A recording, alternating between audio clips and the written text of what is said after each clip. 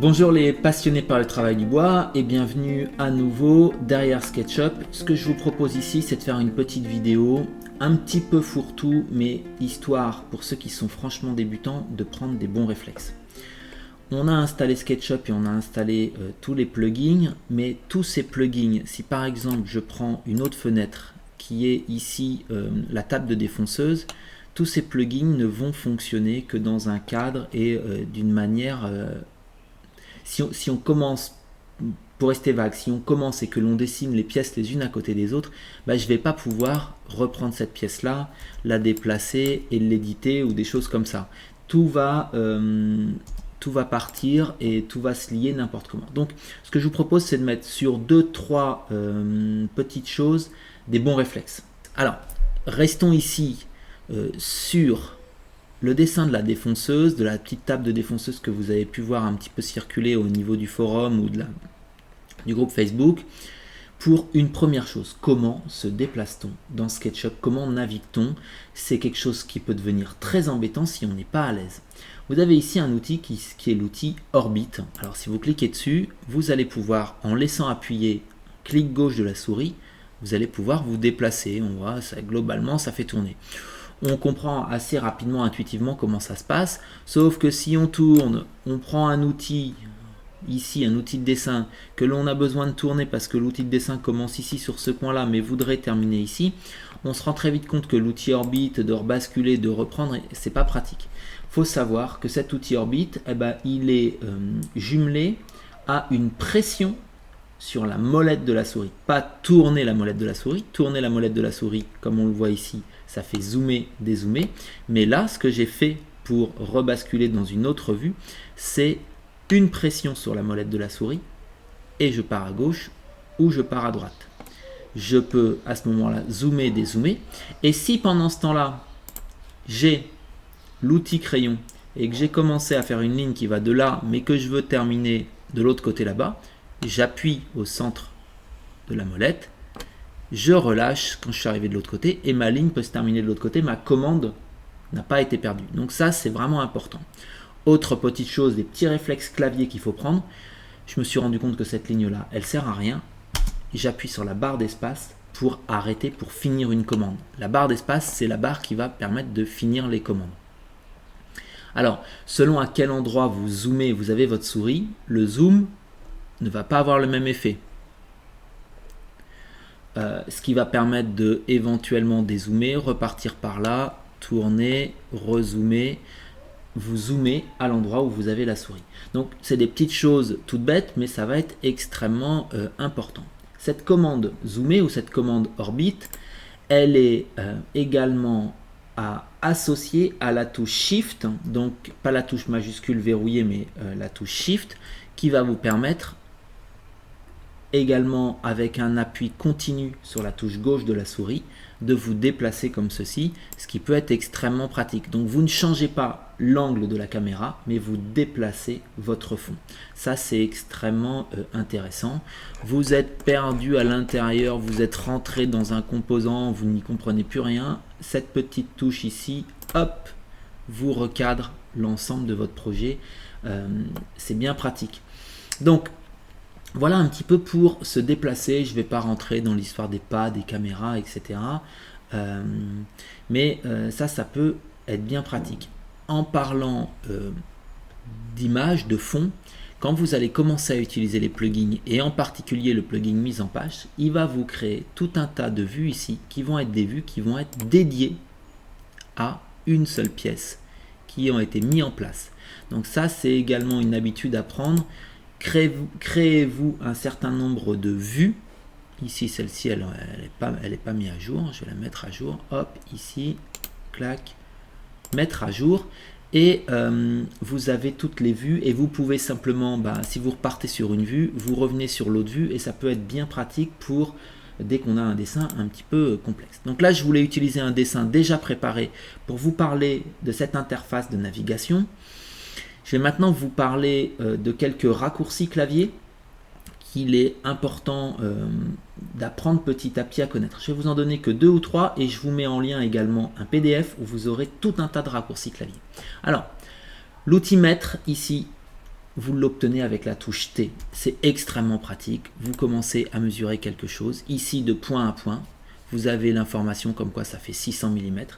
Mais cet outil fait également, si vous sélectionnez une ligne, vous permet de tracer une ligne parallèle à une distance que vous pouvez également choisir. C'est-à-dire, je fais une ligne ici.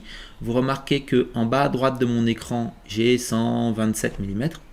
C'est pas 127 que je veux. Je tape 150 au clavier. Et la ligne est posée à 150 mm selon l'axe vert. J'efface tout ça. Donc ça, cet outil-là, il est vraiment important. Vous avez le même outil ligne, mais qui va fonctionner avec le rapporteur. Petite chose qu'on ne trouve pas forcément souvent sur le rapporteur et sur l'outil rotation. Vous le placez et vous pouvez, en laissant appuyer une fois que vous l'avez placé, en tournant selon les différentes orientations, choisir dans quel sens vous allez, selon quel point vous voulez placer votre rapporteur. Ça va être la même chose pour l'outil rotation qui vient ici. Alors, je change barre d'espace pour quitter l'outil rapporteur. Je remonte dans ce petit bloc là ici. C'est le petit bloc, je vais juste vous parler de trois outils. C'est l'outil déplacer que vous pouvez attraper avec la touche M et qui vous permet d'attraper une pièce et de la déplacer. Vous pouvez attraper une pièce, la déplacer, mais appuyer sur la touche contrôle pour la déplacer. Vous faites étoile 3 et il vous en fait 3 en les déplaçant de la même manière. Donc ça, c'est des petites choses qui sont intéressantes. Appuyez sur contrôle quand vous déplacez et vous faites une copie de la pièce de départ. Ici, je vais vous parler également de l'outil rotation qui va fonctionner, vous voyez, exactement de la même manière que le rapporteur, sauf que cette fois-ci, il va nous permettre de faire une pièce. Toujours pareil, si vous faites la touche contrôle, voilà, ça, fois 6, et il vous fait 6 belles pièces en rotation. Donc dès qu'on a des copies répétitives à faire, c'est intéressant. Voilà pour ici. Au passage, vous avez l'outil suivez-moi qui permet de pousser un quart de rond tout autour d'une pièce, l'outil échelle que l'on retrouve avec la touche S scale, l'outil décalage pour faire des lignes parallèles. Bon, ce sont des outils qui sont assez intuitifs. Pour parler de cette partie ici des différents outils, je vais rebasculer sur une interface vide et on va dessiner. L'outil rectangle ici, il est accessible avec la touche R. Vous pouvez rentrer les dimensions que vous retrouvez en bas à droite de l'écran. On va faire 180 point virgule allez, 30. Voilà, on a une pièce qui est ici. Vous appuyez sur la touche P qui est la touche pousser et vous pouvez augmenter votre pièce. Donc ici, j'ai cette pièce-là. Donc ici, on se retrouve avec une pièce qui pourrait ressembler à la pièce que l'on a générée auparavant avec le plugin pièce de BLB Bois. Sauf que cette pièce n'est pas vraiment une pièce. Imaginez que je trace simplement deux lignes ici sur la pièce et que je veuille attraper ce point-là, je déplace tout, je déforme tout. On n'a pas encore affaire à une pièce. Si je vais dessiner une autre pièce à côté, les deux pièces vont se mélanger.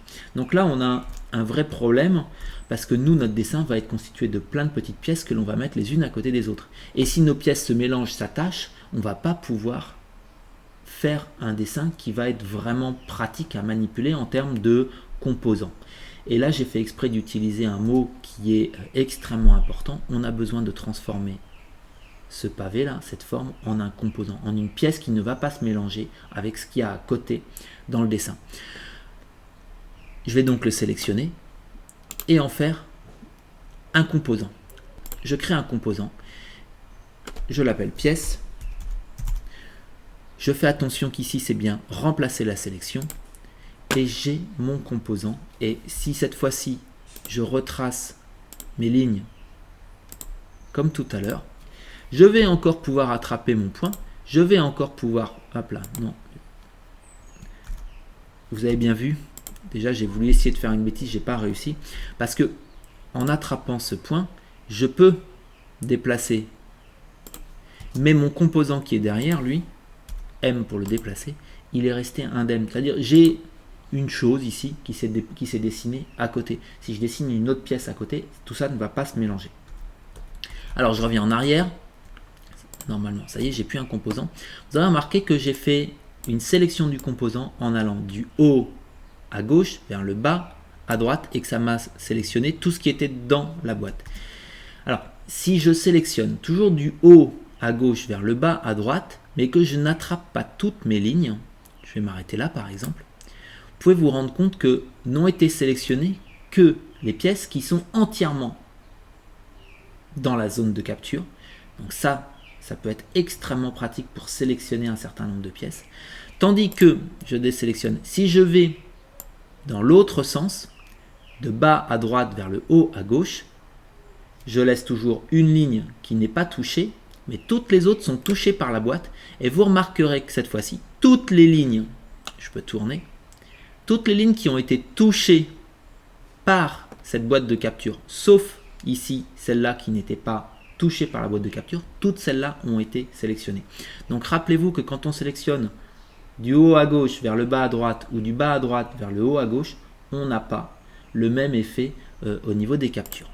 Donc voilà, on a un composant, je vais le resélectionner, je vais recréer un composant et une fois qu'on a un composant, je ne vais même pas le nommer, on peut utiliser les plugins SketchUp. Et le premier que j'ai envie d'utiliser, c'est l'assemblage Tenon Mortaise. Et tous les plugins fonctionnent de la même manière. Vous avez ici en bas à gauche des infos, une info qui vient apparaître. Composant à tenonner. Je clique dessus, on me dit de cliquer dessus. Quelle est l'arête côté joue? Donc, tenon côté joue, ici ça va être là. Quelle est l'arête côté épaulement numéro 1? Il est ici. Et voilà, j'ai ma boîte qui apparaît, un arrosement, les arrasements de 8 mm, ça me va. J'ai envie de faire un tenon rond. J'ai envie qu'il respecte la règle des 1/3, oui. Je m'occupe pas trop des dimensions, j'espère que ça va aller vu que j'ai pas trop réfléchi aux dimensions. Et voilà, j'ai un joli tenon qui a été fait et qui a été ajouté à mon composant. Regardez, si je sélectionne maintenant, mon composant, il est plus grand. C'est-à-dire le solide capable d'engendrer mon composant, quand je vais faire ma fiche de débit, il a grandi. Donc, voilà pour... Pardon. Ah, vous voyez, j'étais encore dans le plugin tenon et j'ai cliqué au mauvais endroit. Donc là, barre d'espace pour quitter le plugin.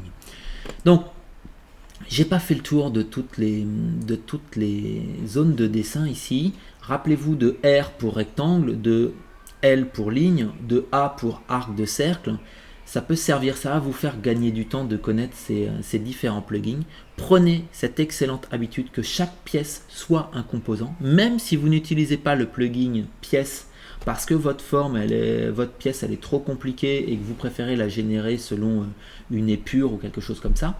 Prenez très rapidement l'habitude d'en faire un composant. C'est la seule manière de bien dessiner sur SketchUp. Manipulez les vues, entraînez-vous à vous retourner dans tous les sens, jouez avec les outils de mesure, etc. Ça va beaucoup vous aider. Je pense avoir fait un tour très très rapide, mais qui me semble être très très important. Avec ça, ce que je vous conseille, c'est maintenant d'aller vous entraîner avant de pouvoir visionner et de retirer un maximum de profit du webinaire que va nous proposer Vincent. Bonne soirée, à très très vite.